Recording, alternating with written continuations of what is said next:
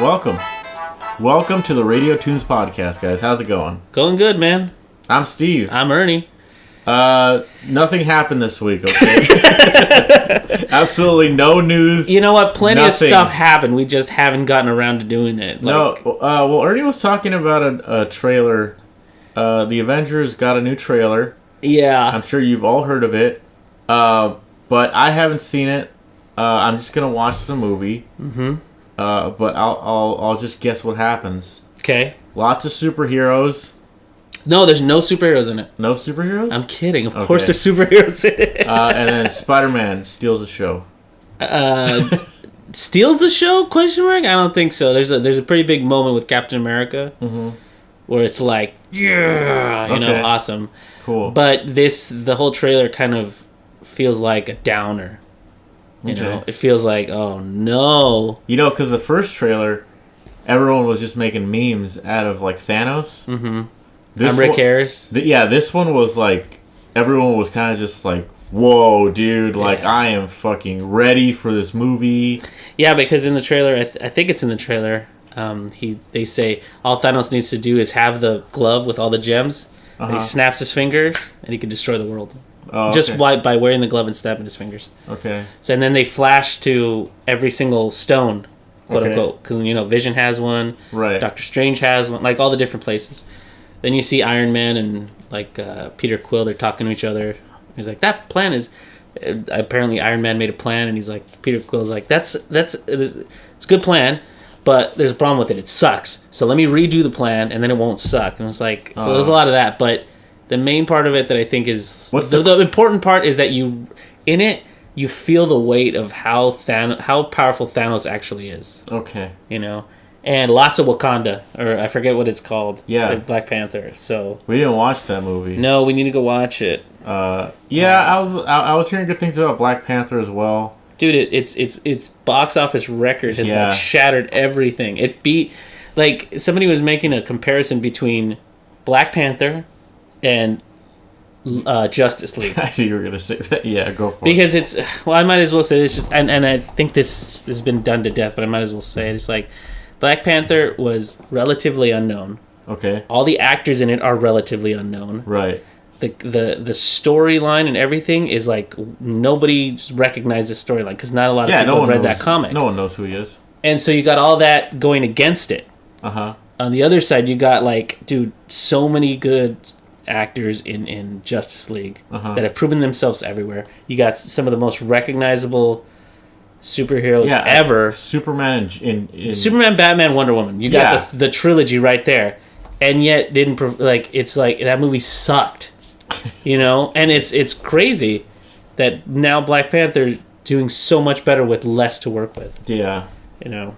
And again, people have made that comparison. I don't need to beat a dead horse. It's just amazing that people still make the argument that no, you're just Marvel fanboys, right? And just people are hating on DC. Is like, no, people are not hating on DC. We're just being critical of things that are bad. You know what I really like? I really like Marvel's movie posters.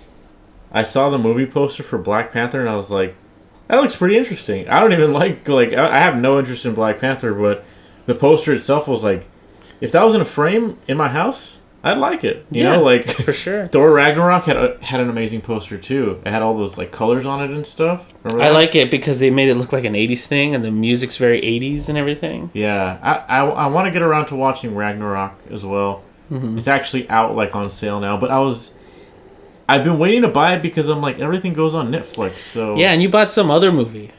What? That was critically panned. You want to talk about this already, or do you want to move on? Yeah, let's just go over it really quick, because there's something I want to get to, and I don't want to be interrupted. Okay. No, it was like 2 weeks ago at this point. Yeah. I bought Ghostbusters 2016 for $5. For $5 on DVD. Because I wanted to see it. Ernie said it was, he had liked it when he saw it in theater, so I was like, all right.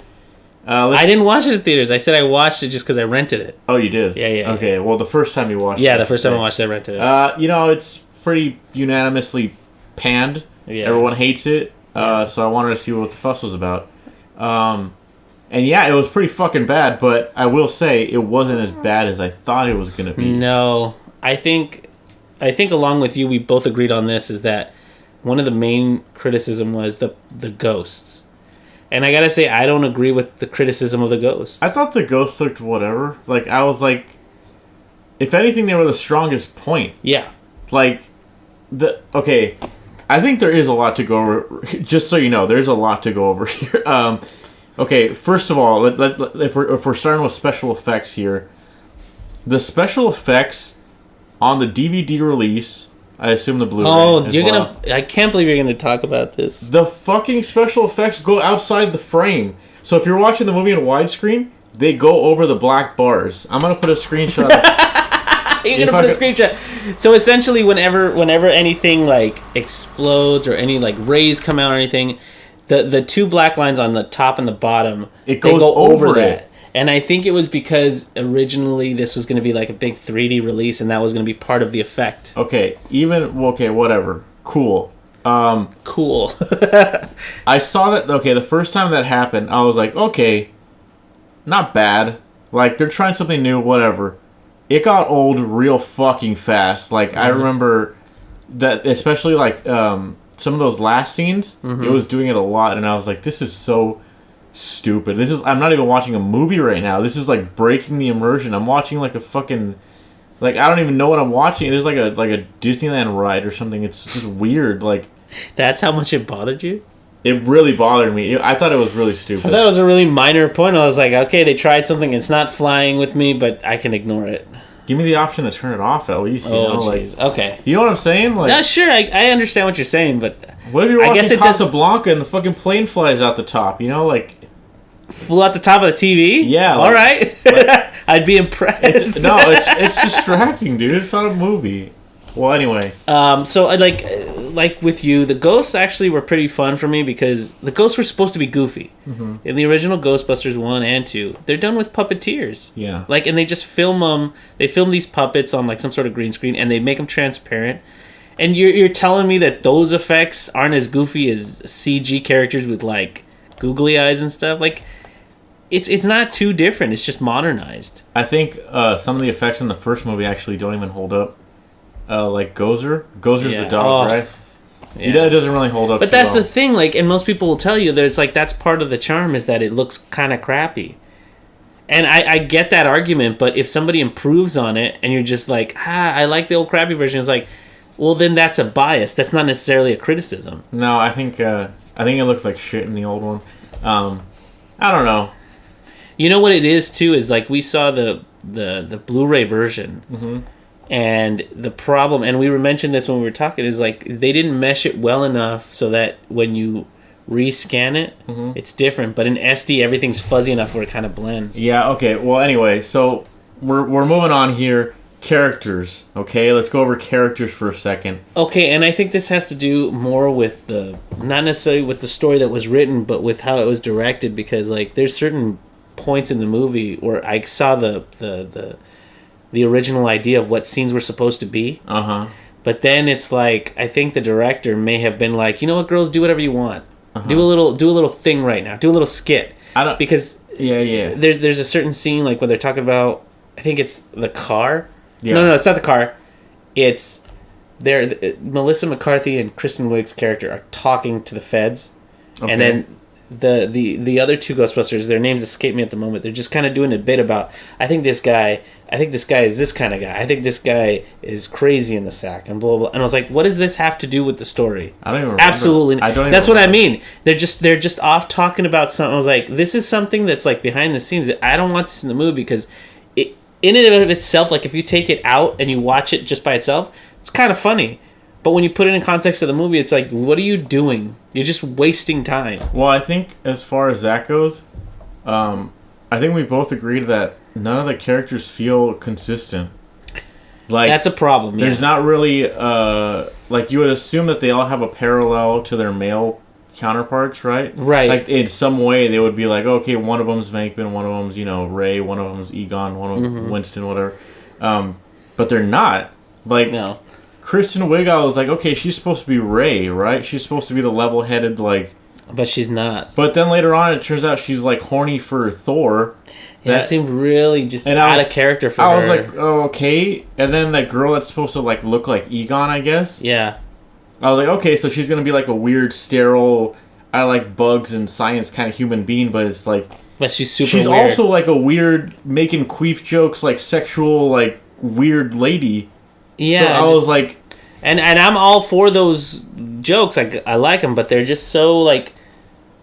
I don't know, her character, of all of the Ghostbusters, she's probably the most consistent in that she's just weird. She's just the weird one. I guess, yeah. Right? Like, she's the one that says weird things, and she's like, if there's a cadaver in the back of that car, I could think of 10 uses for it right now. You know what they should have done? She's weird. You know I get what they it. should have done? Yeah. I think Melissa McCarthy could have played the role of, like, Egon. Make her nerdy. She doesn't have to necessarily be like the funny one, right? Well, that's the thing. Like, and they get the blonde one to be like Peter Venkman, you know, like have her be like the flirty, like sexy whatever one. You know? I think I explained to you while you were watching. It's like all these women are funny in their own right. They really are, and if you watch SNL, you know how funny they can all be. But the problem is that in the original Ghostbusters, one of the strengths was that Bill Murray was the funny one. Everybody else was a supporting character. They had funny lines and they had memorable lines. Right. But the sarcasm, the weirdness, all that stuff was with Bill Murray. Right. He's the one that was trying to, womanize. He was the womanizer. Yeah, I get He was you. the slick businessman, the con artist, and he's the one that gets slimed, blah, blah, blah. Like, he had a definitive role. And because he's that, all the other characters can be something else. And this one, everybody had their funny moment. You know what it kind of reminds me of? If any of you watched Friends, the beginning of Friends, right? Mm-hmm. Season 1, Chandler's the funny guy. Right. Chandler's the sarcastic guy. He has all the quips. Mm-hmm. He has all the sarcasm. That guy. Right. In like season 9, 10, 8, 9, 10, they're all like they all have like sarcastic remarks to say to each other. They treat the general public like shit. Like, it's almost like they know that they're popular, so they gave them all like better lines.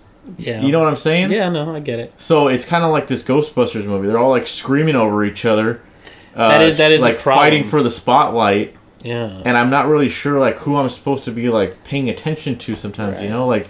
And another problem with it is that the characters, like you said, are kind of inconsistent. Mm-hmm. And it's like Kristen Wiig starts out, and you're like, she wants to be legitimized. She wants to be, she wants to be real and blah, blah, blah. But it's like... Real quick, I think Kristen Wiig was the best in the whole movie. Oh, yeah, for sure. I mean, she's the main character, but the problem is, like, they don't give her enough of her time. She just seemed like a normal human being. Yeah, no, of course. And the bad part is that there's no seamless transition from there to there. You know what I mean? Like, from her being a normal person that wants to, be a legitimate scientist in her field and blah, blah, blah, and she wants to further herself. But then as soon as the ghost thing happens, she turns into a completely different character. So all this stuff from before is garbage. Yeah. And this is the Kristen Wiig that we're with now. This is the Kristen Wiig from, I guess, 10 years ago when they wrote that book. Right. And now her and Melissa McCarthy now are best pals, even though like they've been mad at each other for years at this point. There's no transition. It was really weird. It was really sudden. Yeah, and it's. I guess they're trying. Again, I enjoyed watching the movie, and I don't think it's as bad as everybody says it is. But it's like after I watched it, I was like, I don't know if I'd watch it again. But I wasn't like they ruined Ghostbusters or something like that. It's like I think. As somebody who watches a lot of bad shit, let me explain why I like to do that. Here we go. I think a lot of people focus on what's important in making like good quality things. Sure. I think it's just as important to know what not to do. Sure. So like, it's like seeing somebody commit a crime. They set an example for the rest of us. You know what I'm saying? Okay. So I'm seeing this crime happen on screen here. Crime. And I know now not to do that. I know that some of those jokes are things that we say to each other or something. They don't necessarily need to be on screen for the world to see. You know what I'm saying? I think, yeah, I get what you're saying, but again, it throws back to what I said earlier. Like they're having these joke conversations, but in a movie, you don't have a lot of time. Like most movies are like an hour and a half. They forgot to write the damn thing. And every movie should be like every line should further the story. It has to have purpose, yeah. Right, and it's okay to throw a joke in there and whatever, but it felt like a lot of that joke throwing in was in every single part. No, yeah, it's exactly what you were saying. It's like if they had had all those jokes and said, let's just have one character say all these, it might have been fine. Yeah. But in their heads, they were just like, we've got 4 funny women here. We gotta let's just spread them all out, and have them all be funny. Right. Because it's like in a better movie, Bridesmaids, Kristen Wiig is the main character again. She is the funny one because she's the erratic one. She's the weird one. I thought that was a great movie. And everybody else is the straight man. Like her best friend, they have their inside jokes. But like Maya Rudolph, which is who plays her best friend, she's not necessarily funny. She just has funny things happen to her because of Kristen Wiig. You know what I was going to say actually is I think Melissa McCarthy is the funny one in that movie. Well, she's the funny one because, she's Kristen Wiig's the funny one because she has all the lines. Everything happens to her. Right? But Melissa McCarthy's a complete... there's no arc for Melissa McCarthy. Like there is for Kristen Wiig. Shit happens to Kristen Wiig. Right. But Melissa McCarthy is a completely, done person. That's why she's so secure with herself. And again, she says funny lines just like the other 3 women, like the lady from Reno 911. Yeah. And then the new secretary from The Office, from the last part of The Office. Yeah, Ellen Kemper. Ellen Kemper. I love her, by the way. They have funny lines, but they don't... But it's because they're their own character. They're 2-dimensional. They're just there to say a line to Kristen Wiig to support her character. Yeah, Tim, isn't it? From Tim and Eric? Yeah. And he's totally, he's you and me consider him one of the funniest guys in the world, but he doesn't get used at all. Exactly. Imagine if they had just let him go spaghetti, that. That doesn't work in this movie. You know what I'm saying? So it's free real estate. Yeah, that doesn't work in this movie. No, they knew that. They said that. Okay, so if he's gonna be in this movie, don't let him draw attention away from the actual story. Yeah, they didn't really even put him in the trailer or anything. He was just there, but. That's where a director understands that this person needs to be the funny one. This is the person everything happens to. Everybody else gets to say a line or two, but I laughed the hardest, not necessarily with Melissa McCarthy because I love Melissa McCarthy, but Kristen Wiig's the super funny one. Okay. Like that scene where her and the bridesmaid who's trying to take Maya Rudolph from her when they're just in the street trying to get the cops' attention. That's her being weird and funny and all that. That's one of the best scenes in the movie. Okay. Yeah. But again, these are all her. I saw it a long time ago. I'm not really sure what you're talking about, but I'm sure it's funny. Really quick, Maya Rudolph's gone missing. Okay. And the girl comes over and she says, we can't find her. And she's like, I know somebody who can help. But the cop won't talk to her.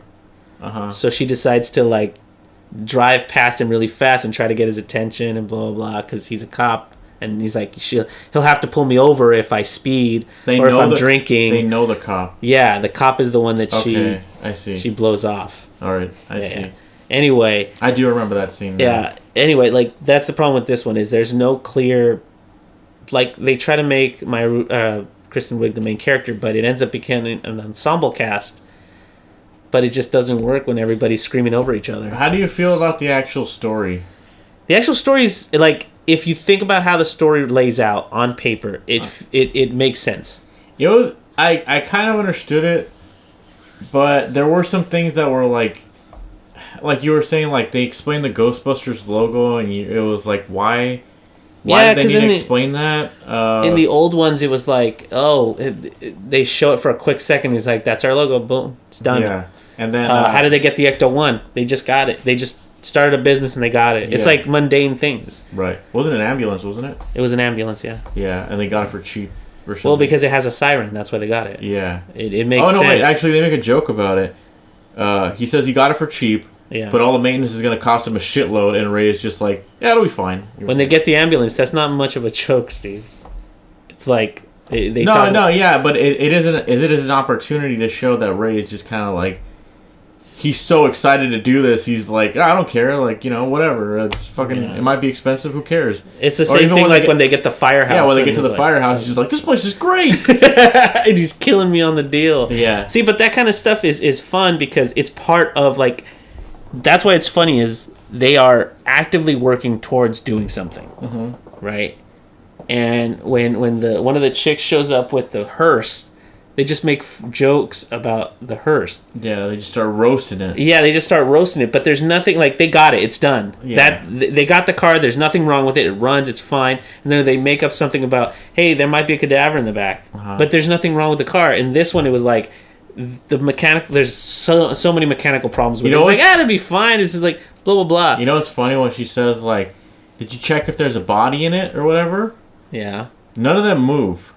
So in my head, I'm just like, this is just all ad-libbing.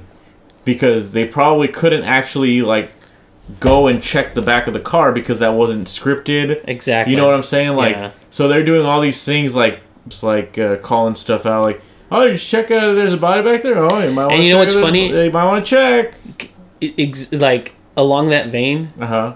Remember I told you halfway through when spoiler alert, they possess the secretary. They possess Thor, like a ghost possesses Thor. And then he has a dance number. Oh yeah, you told But me they about completely that. cut it out of the movie because so many, that. like telling you, so many people had a problem with the dance number that they cut it out. Wow. And then they just stuck it in the credits. Why would they do that in the first place? It's so stupid. Dude, I mean, when I saw it the first time, I was like, there's a dance number, there it is. I didn't... It was strange, but like I was like, this is stupid, but I'm watching a good... I don't know how valid it is. I'm watching... So far, only bad things to say about the dance number. Well, it's just like, I'm watching this dance number, but even if I'm going to say this is stupid, I was like, I'm watching a movie about people taking out ghosts in Manhattan. And like, okay, let's get to the end of this because there's something I really want to talk about. The last thing I'll say is the inclusion of Thor is just so... This is one of the points where I'm like, this is stupid. His character was written really bad, and I think the whole movie in general has like this weird overtone of like fuck men, which is... Does it really to you? Okay, Thor's an idiot for one. Okay. He's a big handsome man, and he's dumb. All right. Right. At the end of the movie too, Sigourney Weaver makes a cameo. Okay. And she says you need a warning light on that. And then Girl Egon says, oh, warning lights are for men.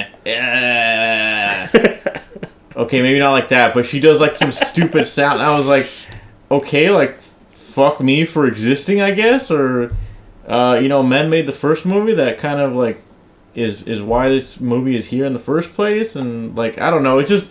Why? Like, I mean, okay, but here's the thing. Like, Thor's character, sure, he's dumb. Yeah. But, like, they still love him. It's not like they say, fuck that guy. They even risk their lives to save him. I think, but what it feels like to me is that they're trying to do, like, a role reversal as far as, like, oh, check out that hot piece of ass, like, the lady.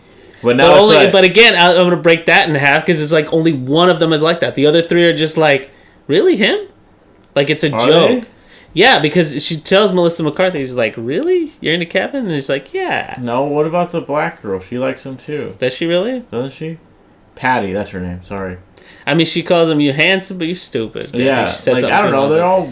They're not all into that because I don't. They're all soaked over this dude. That's what happens. Well, he is really handsome, Steve, but like his character, his character is like abnormally stupid because like there's a point where there's a loud noise. And instead of covering his ears, he closes his eyes and does like a, ooh, my eyes hurt. And he pulls them through his frames. So the stupidness is in two folds in that he wears glasses without frames. Without lenses. Sorry, without lenses. And the second thing is he doesn't know to cover his ears when there's a loud noise. He covers his eyes. I've always had a problem with that. Like, there's like two different types of surrealisms going on there. You know what I'm saying? Yeah. Like, how does this guy cross the fucking street without getting hit by a car? Like, and it's one of those. How does he take a shit without like getting poop all over the floor? Like, He's because just so dumb. Because they did this joke in 30 Rock. There was John Hamm is this like extremely handsome man, as everybody knows. Mm-hmm. So when he falls in love with Liz, Liz gets to live with him in the bubble. And the bubble is, no matter how stupid he is, 30 Rock stretches the reality quite a bit. But I'm saying Ghostbusters, this Ghostbusters movie, they get the hearse from her uncle's cemetery place or whatever. Like, people live in this world supposedly. Like, you know what I'm saying? Like, I understand, but I'm just letting you know it's not like it hasn't been done before. The bubble is a real thing. But I agree with you that his inclusion was very stupid for two reasons. One, you're not utilizing your Thor very well. And two, if it's supposed to be like a reflection of the original character from the Ghostbusters, which is what it is, like all four of them reflect. They're supposed to be some sort of reflection of the originals. The cute secretary. He's supposed to be the reflection of the secretary, but the secretary didn't even really have a personality. She was just sassy. She wasn't even sassy. She was, if you remember, she was just very like straight to the point and deadpan. She was like, even when she tries to flirt with Egon, she's like, "What do you do for hobbies?" You know what's funny? I was in my head. I was like, you know what? I get that they're trying to do this whole gender bending universe thing. Everyone's opposite. Oh, that's fucking fun, whatever. I was like, I think a really good choice would have been Aubrey Plaza for their secretary. Like, sure, that would have been great. Like in my head, it's like she's kind of like a secretary at fucking Parks and Recs, right? And like, she's got that deadpan thing going for her. She's kind of like, what's her face? What's her name? Janine? Is that her name? Or I think so. Yeah, Janine. The girl from the first one. Yeah, the secretary. I was like, fits the role in my head. I don't know. And it plays to her strengths. Aubrey Plaza is known for that deadpan. Yeah, and I'm like, I'm sure they fucking know her. I'm sure. Yeah, I'm sure her number's in one of their cell phones or something. It definitely is, because I think they're all NBC, SNL, NBC, right? Yeah. Well, she's in Parks and Rec, so yeah, of course. Yeah. Anyway, so a resounding no on the recommendation. I don't know. It's hard to say, because, like I said, like, me watching bad shit gives me an opportunity to say, like, well, this is what they could have done, and this is what they could have done, and this is what they could have done, Right. So it's interesting for me to watch it in that regard. Even as far as jokes, it's like, okay, look at the comedic timing of this joke. Let's fix it, Like, so it can be like what am I trying to say? It could be like a creative experiment. If you're a person that likes to, make your own stuff or something, it might be worth watching. So you're saying to watch it as an exercise of what not to do. Yeah, exactly. I would actually recommend it to anybody who likes Melissa McCarthy, Kristen Wiig, any of the girls, because they're funny in parts of it. The story itself is kind of bland, even though it should have been better than it is. But you can watch it for those funny parts, and it's super cheap now. So I would just give it a one watch. But trust me, you're only going to watch it like one time. I did say something while we were watching it. They had a really stupid explanation as to why the Ghostbusters logo was what it was. Right. It was like some kid tagging and a ghost, and then he put like a cross on it, and they were trying to tell him like, hey, no, cut that out. I said no tagging. It was a little more clever than that.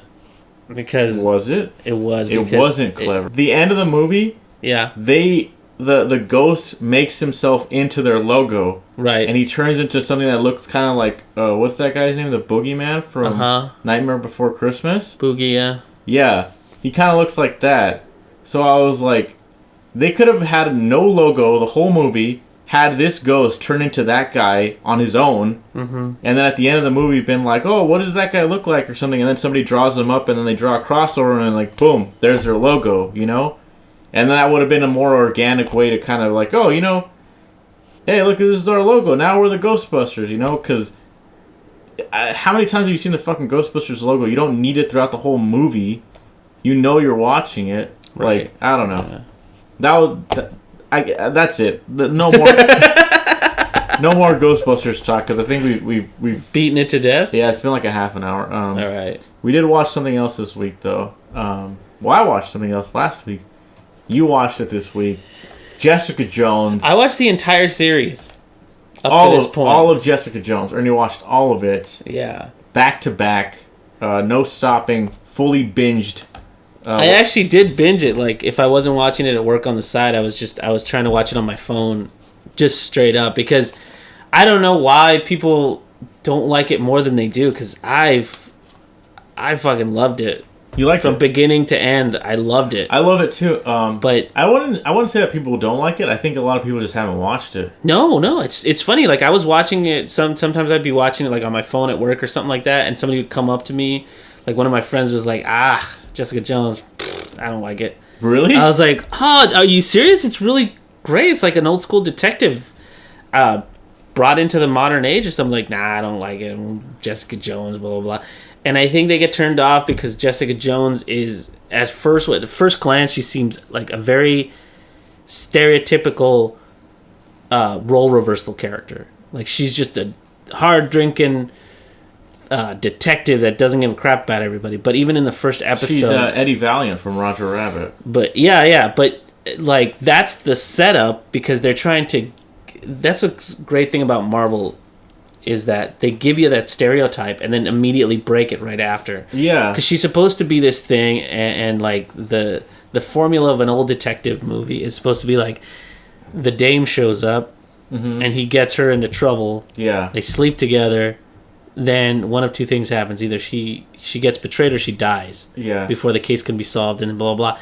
None of that happens. It becomes kind of the opposite, where she gets invested in something, right? She gets invested in the one girl, right? And then she finds out that a longtime nemesis of hers is kind of pulling the strings, right? And whether or not he's doing that to get to her is unclear at that point. Right. But then, like, she has this glimpse of, okay, everything's gonna be okay. I think, and then the carpet gets like pulled up from underneath her, and she realizes it's all been a plot against her. Yeah, that's what I was gonna say. Is like, it did seem like something typical at first, but then once Kilgrave showed up, and you start to understand what his powers actually are and stuff, I was like, whoa, this shit is real. Like, and that's the thing. It's like, if you don't watch the full. Like, I think a lot of people had started watching that because they're hour episodes. I think people cut out in halfway through and they're like, I'm not good. I'm good with this. Because it's set up in the very beginning to be very like, oh, this is a stereotypical monster of the week kind of thing. This is what every day Jessica Jones is going to take on a new bad guy. But it's not. It becomes one long case. It's probably the most suspenseful Marvel show there is. And there was honestly like almost every episode I would say that there was like a threat of somebody dying or something, because dude, so many people died in this. Yeah, so many characters died in that show. I was honestly scared. Like fuck, are they gonna kill off this character? Are they because he's the main, but not in a Walking Dead way is what I mean. No. Because of the way like the main villain is so powerful is what I'm saying. Right. And by the way, there's gonna be a lot of spoilers for episode 1 or season 1. Because it's been a whole like year and a half since the last one, so I'm okay with spoiling this one, because the second season plays off the first season like really well. Yeah, I was actually wondering like, how are they gonna top season 1? Because season 1 to me was so good, just because. I mean, Kilgrave is a really great character because of like, just like in season 1, they introduce him by him wearing purple, and in the comics he's known as the Purple Man. Yeah. Right. But in this, they didn't want to go full like purple skin dude or whatever, so he just wears a purple suit sometimes. Yeah. And that's whatever. But his real name is Kilgrave, which they also make fun of. They're like, "Why did you pick that name? That's stupid." Yeah. Kilgrave is an interesting character because he just kind of tells people something and they do it. So it's like a mind control thing, right?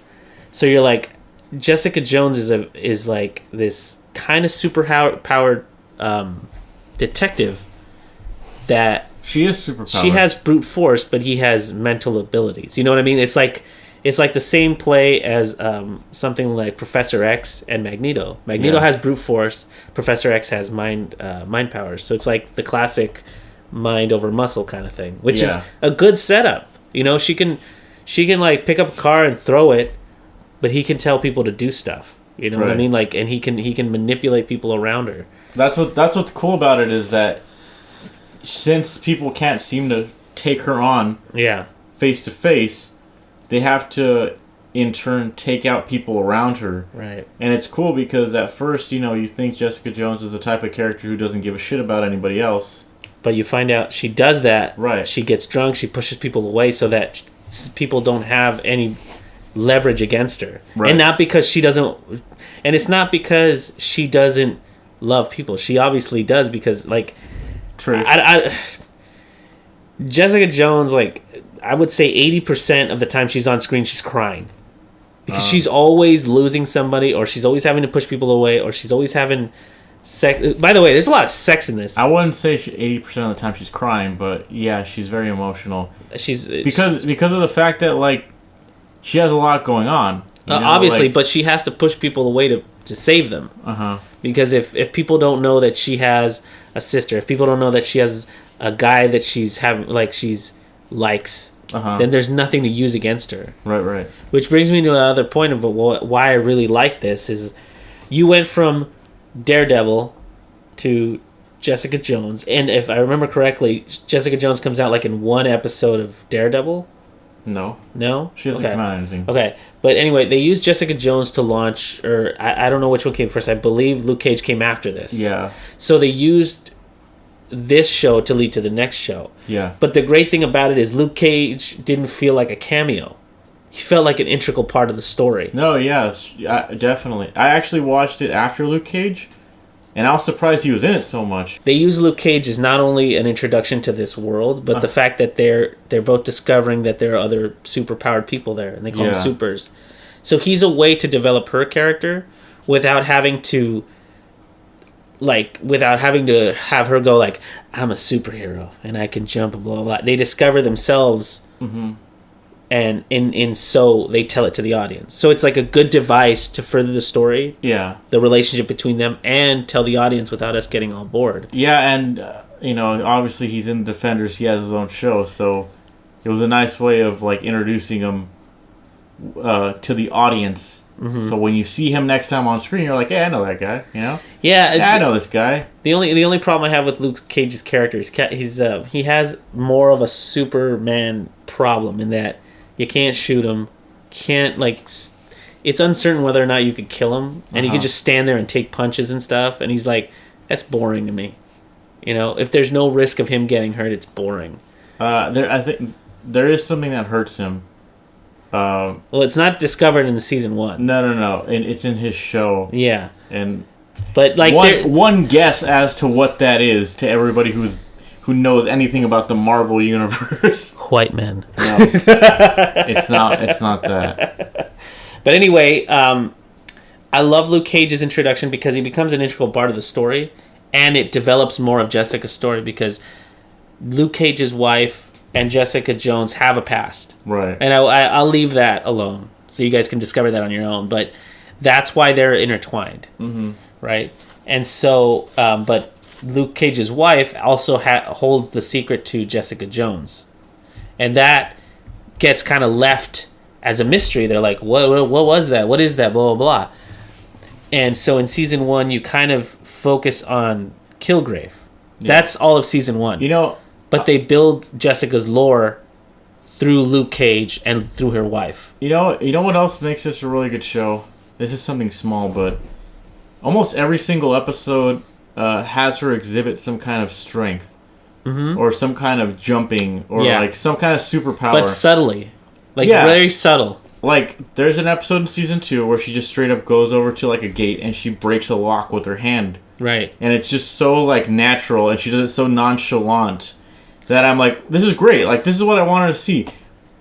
Iron Fist does not do that. Like, Iron Fist is a bad example of it because anytime he's gonna use like his fist or something, it's like so overhyped, and it's like sometimes it's even the end of the episode and they cut it right there. Like, it's so bad. Like, well, Jessica she sets the stage for that because when she's talking to Luke Cage, she's like, "So do people know?" He's like, "I don't hide it, but I'm not broadcasting it." And I think that's a good line because it sets up why later on, when she's in broad daylight, she'll look around before she does something, and then she'll break a lock. Yeah. Or like when she opens a door, like she'll kind of take a pan, and then you'll hear her break the doorknob. Yeah, and Luke Cage also is like every episode didn't really always exhibit his strengths and stuff, and it was an okay show, but I don't know. I think it could have been done better. I think the reason Jessica Jones stands out to me so much is there's so much more at risk in season 1, because you develop around these 4 central characters, which is they introduce that Jessica Jones has a very limited family, Mm-hmm. And they're not blood related, so they're not supers or anything. They have her sister and her mom, right? Mm-hmm. But then you have also Luke Cage, Yeah. and you have the drug addict that lives down the Malcolm. way. Right. Those are her, for lack of a better word, that's her family. Uh-huh. There also is, that's transitions to this, is Hogarth is her main client. Yeah. And I gotta say, she's played by Carrie-Anne Moss, and I gotta say, dude, like, that is one of my most favorite characters in Jessica Jones. Okay. That role was, like, made for her. Yeah. She just knocks it completely out of the park with that character. Yeah, I was loved her. I was telling you earlier that like before you'd watch the show, I was like, I think you'd like her because she is like. It's strange because she's a bitch. Yeah. First and foremost, she's a horrible person, but like, it's weird because she doesn't. You kind of root for her at some point because like the way she gets revenge on people and just the fact that she's like a fighter and she doesn't want to be beat at certain things. I mean, you I'm know? sure that's how people describe her. I wouldn't call her a bitch. I would just call her like I wouldn't, because like I think that's I wouldn't call that's her a bitch because that's pretty mean, but no. Don't get me wrong. She's very cold hearted. But calling her a bitch kind of just, I don't know. It demeans her character because she's so smart. She's so calculated. And she's so driven that she's like she's done so much to get to where she is. She's so you can tell just in the way that she plays her role that she's had to overcome so much adversity because first she's a woman, secondly like she's looks like she's never had a friend in her life. She's also gay, and she's also gay, but that plays in another way because that side of her is very like, I'm put together. I'm this woman who's risen to the top. She's a partner in this huge law firm, but every time she stumbles, it's because she's trying to love somebody. That's always why she stumbles. That's what's interesting about Jessica and Hogarth as well, is like they both kind of have that same like they kind of parallel each other in the fact that like they reach a low point and you think that's their lowest point and like fuck they go even lower, you know. Like they're low and they have one last person in their life or something and then it gets taken away, and then they hit real rock bottom, and then they spoilers, they make it back out, you know what I'm saying? Like it's cool to see them climb out of this hole that they've dug themselves into, and definitely because it really shows you that like wow, like they really don't, that like especially Hogarth, it's like fuck, she does not give up and she has nothing like no, I mean again, spoilers, but like the great thing about season 1 is that Hogarth has everything taken away from her. Hogarth has these low points because like throughout the first season she's getting divorced. She's married to this other woman who's a doctor. She's married to a woman, right? Yeah, she's married to a doctor, but she's having an affair with her her like 20-year-old secretary. And throughout the whole thing, she had tasked Jessica on finding some dirt on her ex-wife because she wants to just move on. She wants to, and she's genuinely in love. To her credit, she's very much in love with this new secretary. Like she's not just in it for the physicality of her, whatever you want to call it. She's like, I want to start a life with her. I want our life to begin, blah, blah, blah. But her desire to have that done because she just, you know, she wants what she wants. She wants to start this new life. That's what her downfall is. And she gets, like, her fall is super hard. Yeah, it's pretty ridiculous. I remember that. I actually remember there's a point where you see her in Daredevil. And Foggy is talking to her. It might be the Defenders. But she says, like, he's like, oh man, you have no idea what I've been through, because he's talking about like him and Matt, like what they go through. And she's just like, try me. Like, Yeah. like go watch Jessica Jones season 1, bitch, and try me, because I have been through some crazy shit. It's funny too, because they both like know a super, but they don't want to tell each other kind of thing. Yeah. But as far as like season 2 goes, I guess we won't go into spoilers, but I will say. Can I just finish up something in season 1? Yeah, really sure. quick? Go for it. So the great thing about Hogarth is, like, when you said that she comes out of it, everybody comes out of it. They come out like it's like falling in the mud and then getting back up, but you still got all the mud on you. Oh yeah, she's filthy. So it's like, yeah, they come out of it, but nobody gets out of there scot-free. And Jessica Jones herself is a great example of the spectrum of supers. Okay. Because on one side you got Captain America, fucking noble, Mr. America, noble guy, never crosses the line. He's always, this is America. When people tell you to move, you say, no, you move because this is right, blah, blah, blah. Like, he does that. Jessica Jones is on the other side of the spectrum because she's fighting down in the gutter. She's fighting with the comic people. And there's times that she has to bend the rules a little. That's why that's why she's part of the Defenders, because they're all kind of like that. They're all a little rule bendy, you know what I mean? Like, and that's what I love about the series. It's like, it's another superhero kind of thing, but it's a different type of hero, and it has something, like, the whole series in itself, even up to season 2, has a message to say about how muddied things get in terms of the pursuit of justice. It is smart to it's smart that they chose these characters to be series too. Yeah, you know, like Daredevil and Jessica Jones in particular, like, they have like that law thing going for them. Mm-hmm. It like works so well for a series. It really does. It really does. But can I move on to season 2? Yes, you can move on to season 2. We don't want to talk about season 2 too much because it's brand new. It's brand spanking new. We want people to watch it. Spanking. Yes. But I'm just going to say the characters that are introduced in the first season get pushed to their limits in season 2.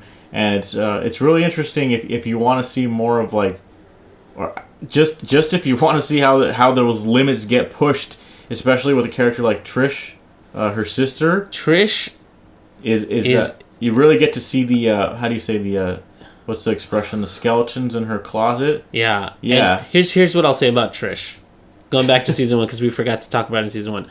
In season 1, I kind of like Trish. She's not my favorite, but I was like, I understand why she's there. I absolutely loathe her in season 2. Okay. But I mean, in a good way, like, you hate a bad guy, you know what I mean? Like, a bad guy is really good if you hate them. Like, you're like, oh, you know what I mean? Like if you watch... Are you saying she's a bad guy? No, I don't. I'm not saying she's a bad guy, but she's there to be a certain type of character. Okay. And because she is, I hate her. Okay. I hate her so much. Like, there's so much that I want to say about how her character is very destructive. Mm-hmm. And it reflects... outwardly, and then it ends up having very dire consequences. Yeah, and it's weird too, because like the way they end in season 1 is like very like they're sisters and they love each other, and there's even in the Defenders, she says something that really describes Jessica like perfectly, or their relationship. Mm-hmm. Foggy's like says something like, "Oh, Jessica, some friend, right, leaving you here," and then Trish says, Jessica's there when it matters. Yeah. And I was like, oh, that's such a great way to describe her, because, like, yeah, obviously she's kind of a dick sometimes, and she's, you know, she pushes people away, but when Trish really needs her, and you know, she'll be there, and that's it's just pretty cool to hear that kind of her describe her that way, I guess, is what I'm trying to say. And then season 2, it's a little bit like, whoa, like this friendship / like, you know, family relationship, whatever, is it's getting pushed to the limits, but they survive it. So, you know, it's cool. I think season 2 is, you know, the problems with... I would consider this kind of like... It has a sequelitis type of feel to it. Okay. Like, this is... The first one was Jessica Jones 1. This is Jessica Jones 2. The crappy part about a lot of sequels is that they rehash the same ideas. Mm-hmm. About, like, oh, I have these powers. I'm so cursed with these powers, blah, blah, blah. Season 2 is not about that. That's what I thought it was going to be, especially if you've seen trailers of it. let me just tell you, those trailers are extremely misleading. They are very misleading. Yeah. The one thing that we can say about it, I think, is that in part 2, the theme of season 2 is less about control and power, and it's more about like family and how complicated that can get. Yeah. You know what I mean? Like, yeah. And I know Hogarth, I want to say almost steals the show, because you do kind of check in with her as she goes through things, because their stories line up in a very like business type way. But Hogarth's arc in that season is painful to watch in a good way. Yeah. You know, and again, she comes out of it in only a Hogarth kind of way. Well, that's what I'm saying. That's what I'm saying about her character is like, when you see bad stuff happen to her, you in your head you're kind of like, okay, she deserves it.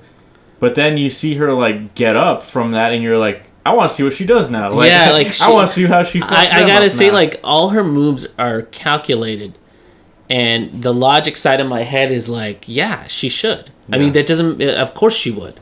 You know, she doesn't have to be kind to somebody. She doesn't have to do anything that she doesn't want to, because nobody, like, the way that she plays the part is like, at any given moment, she could say, nobody's given me anything. There's no reason I should be nice to you. Right. In which she kind of expresses that. And she does that multiple times. Right. And it's to her credit that she plays this role so well that I'm like, damn, dude. And I want to see her succeed, and I want to see her beat these obstacles that go thrown at her. And, you know, and they're like Hogarth level obstacles. Yeah. And I don't want to downplay them in any way. It's like she gets into some real shit, because the way that she ends in season 1, you think that's her low point. And then you're like, oh, no. Yeah, that's what I'm saying. Real quick, do you think there's going to be Daredevil season 3 or Defenders season 2? I don't even know if they've said this yet.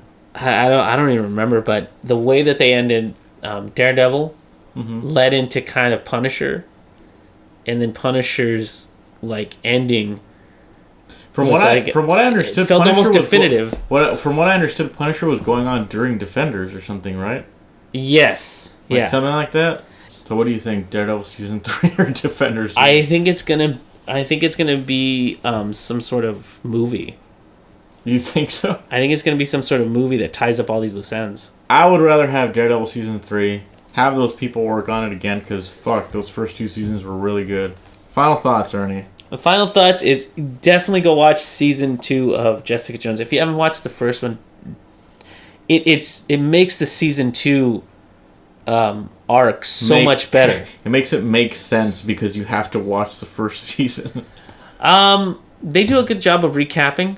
I think you could watch season 2 without it. Maybe. But you would miss the it's like watching Star Wars Empire Strikes Back and already knowing that Darth Vader is Luke's father. It's like you won't get the gravity of it. I get you. If you watch season 1, you'll understand the decisions that are being made and what the weight behind them is. I would say watch Jessica Jones. I highly recommend it. I love it. I still think Daredevil's better, obviously, but you know, it's for me, it's kind of neck and neck, because I really enjoy Jessica Jones' character. Yeah, I really do. It's a really good series. Don't watch Ghostbusters 2016. Do not watch that. Oh, and just really quick, because I was surprised by it. There's a lot of sex in Jessica Jones, like a lot of it. You said that. Okay, but like, I just want to make it clear, don't watch it at work. And all of a sudden, like, because they do hard cuts into sex. They're not. There's no nudity though. No, but they're like, Jessica Jones like screams pretty loud because she's a superhero, and she's aggressive and stuff. So be careful if you watch it at work or anything. There's gonna be like hard cuts where they're like just looking at each other, and then boom, they start having sex, super powered sex or something. So it's like, be careful. So if you want to see more of that, go ahead and. Get on Netflix. Get on that Netflix. Yeah. But that does it for this week, guys. See you next week. See you next week, guys.